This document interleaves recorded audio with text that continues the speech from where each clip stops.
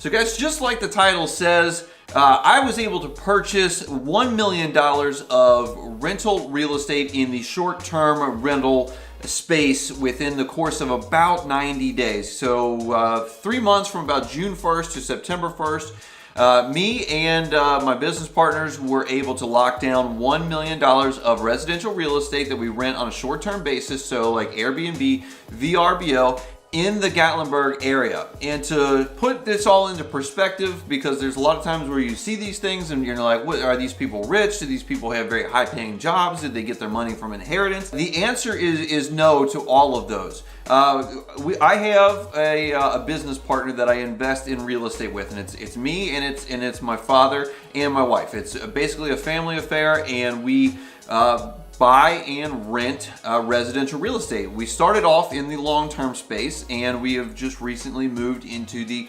short-term space. And the thing that I want everyone to take away from this is that in general, we are just typical middle-class folks. For example, I did not grow up wealthy. I didn't have a trust fund to pull from. I don't make an extremely large amount of money right now. I have a blue-collar job where I make anywhere between like $85,000 and $100,000 per year, depending on how much overtime or extra stuff that I end up doing in the year. And I know for a lot of you guys out there, you're gonna be like, wow, that is a lot of money. And I do pretty well for myself with my regular 9-to-5 W-2 job. And then there'll be other folks, depending on where you're watching this in the country, where you're like, wow, that's not a lot, because the standard of living is so different in various parts of the country. And as far as my income and my wealth prior to starting out in this real estate venture is concerned, for my business partners, it was about the same. For my wife comes from about similar means, my father about similar means, and none of us really got a lot of. We didn't really get any money from like inheritance or anything like that. So we really are just like everyday people. Hence the name of the channel, and we were able to put together this essentially $1 million real estate portfolio over the course of about 90 days. Now, to me, this feels almost like an overnight success story. And anytime that you see one of these overnight successes, what you are usually seeing is the fruition of all of the efforts and all of their time and money put into something that finally makes it and goes big and goes big time. And this is really no different, because we really need to start this back in about 2013, when we started to get invested into residential real estate. We were just looking at doing your typical landlord situation, buying either houses or apartment buildings, renting them to tenants, and making some money off of that. And we did. We started off with a little like $18,000 home. We were still coming out of the recession, especially in the area that I'm in. Some parts got particularly hard hit, and we were able to pick these things up for very cheap. On a monthly basis, we were only getting like $700 a month for this home. So, under $10,000 for the year. And we may have each taken home $100 a month out of that. But that was the first little bit of passive income that I was able to get out of real estate. And that was really cool. And it kind of set the hook and really got me into it.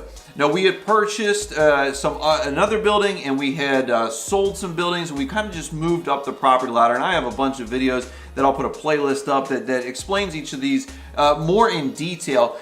But we ended up moving that money up and up until we had purchased a apartment building for about $80,000 in 2015.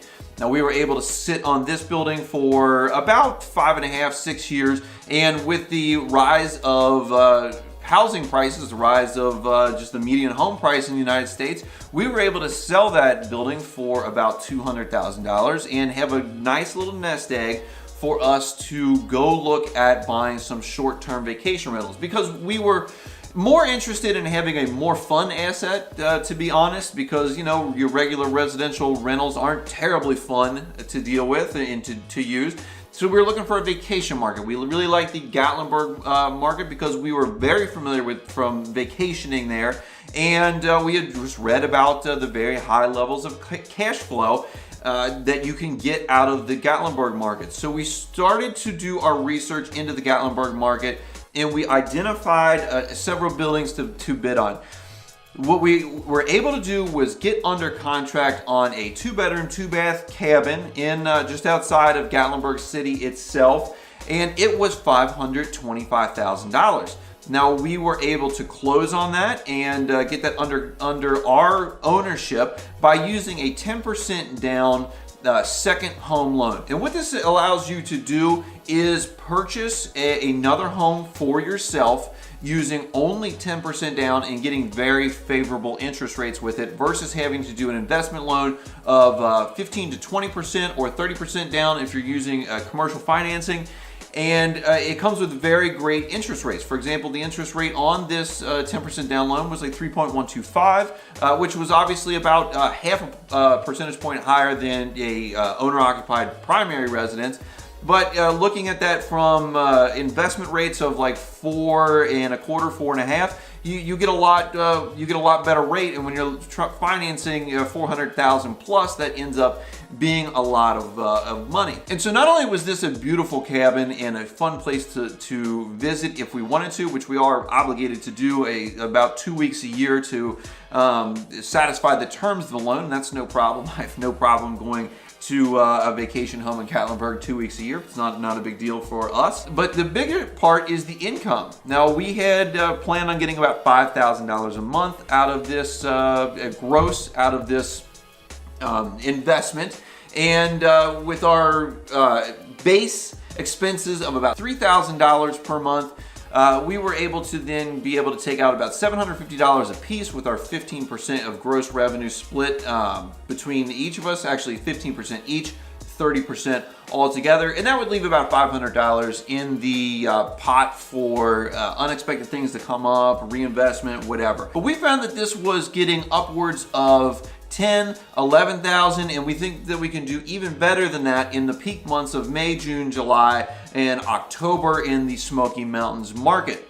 So when you look at that from a financial standpoint, and you start doing the metrics that a lot of people use. Back when we first started getting involved in long-term rentals, it was the 2% rule, where you wanted to see your gross rents be about 2% of the purchase price.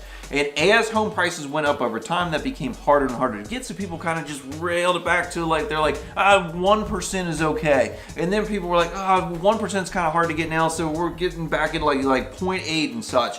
And I was never really comfortable with that because it didn't provide enough spread for, lean times, things going wrong, whatever.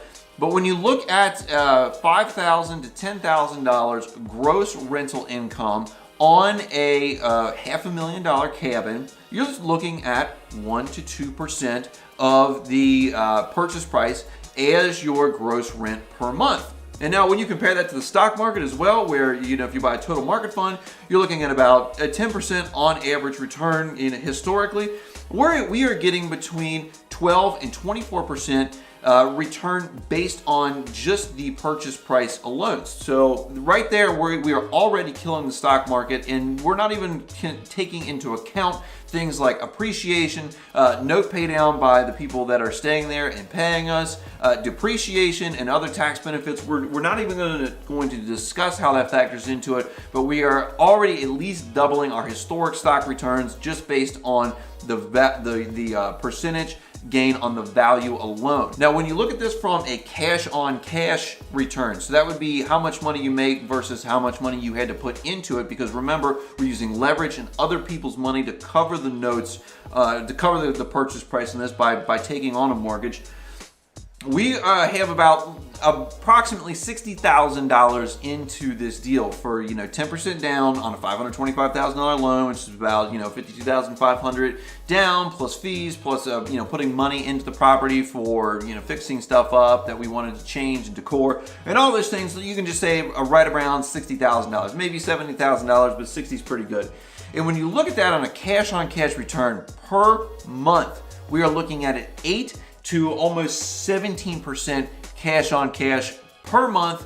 And if you multiply that out over 12 months, you're looking at an almost 100% cash on cash return if you just look at your gross numbers. Obviously that comes down once you take out your expenses, but that's pretty solid returns for any investment, and that again does not even take into consideration appreciation of the building, note pay down, depreciation that you get to write off, and all the other tax benefits, as well as being able to use a $500,000 luxury cabin basically at our convenience. That is about half of our $1 million portfolio, and so once we had done that, once we saw the returns, we were ready to do it again immediately. And so before we had even made our first mortgage payment on the original cabin that we bought, we started hunting for the second cabin. Now our criteria was about the same. We were looking for about a $500,000 cabin, hopefully getting about the same financials. And we ended up finding this place. It was listed for $469,900, and that's what we had purchased it for.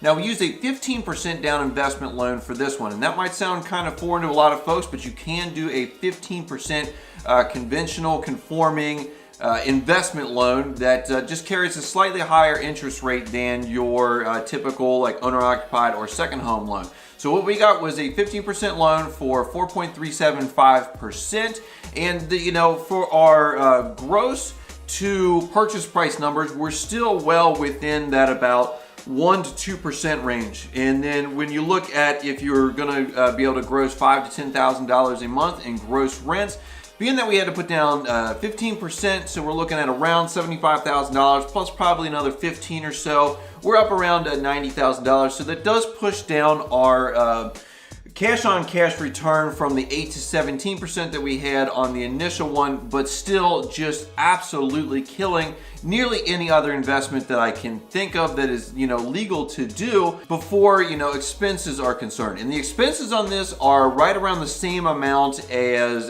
the other one. It's all basically very similar between the first one and the second one. And the reason that I say that we were able to put together $1 million of rental real estate in 90 days, because if you're doing the math, 525 and 469.9 do not add up to $1 million. This particular one, the second one appraised for $500,000. The first one appraised for $531,000. So in the end, we have $1,031,000 of real estate that we paid just under $1 million for altogether. Now, the moral of this entire story is not that I want to say that like I have $1 million of real estate, or this is how much money we are making per month renting these out on Airbnb and VRBO, because it's a lot. It's a lot more than we had originally intentioned. It's a lot more than we had ever imagined. It's extremely exciting, and it's very cool. I find it to be very interesting, and I'm sure there's some of you out there that do too. But that is not the point of this entire video. The point of it is that if I can do this, then you can also do it. I don't have any special skills. I didn't come from money. We just were able to take other investments that we had made that had paid off and just continue to roll them up. If you can do it, if you can put your mind to it, you can make it happen. Because it's not like we started out back in 2013 and had this grand vision that we would just buy homes and then buy another home after that, and then we were going to be like, in 8 years we want to have $1 million worth of property that's generating $120,000 or $150,000 a year in gross rents. These things just basically happened over time by essentially being persistent with it and just continuing to try to improve our strategies, improve our systems, and just continually move up and try to make a little bit more money so that we can, and me, my business partner, who's my dad again, and my wife, can end up being financially free and hopefully quit our jobs and do this type of thing full-time in the very near future. So guys, if you like this video, be sure to give it a big thumbs up. That really helps me out in the YouTube algorithm. If you are interested in becoming an Airbnb host, I will put a link down below that will help you get onboarded onto the Airbnb platform. If you click on it, you become an Airbnb host, you'll get some money, I'll get some money, and everyone can make more money together. If you haven't subscribed yet, be sure to subscribe down below as well to grow your wealth, increase your success, put you on the road to financial freedom. We talk about all things money here: investing in stocks, investing in real estate, buying and selling cryptocurrencies, and basically anything that is going to be able to create a passive stream of income so that you can take back your life and stop trading all your time for money. I appreciate you guys watching today, and I'll see you in the next one.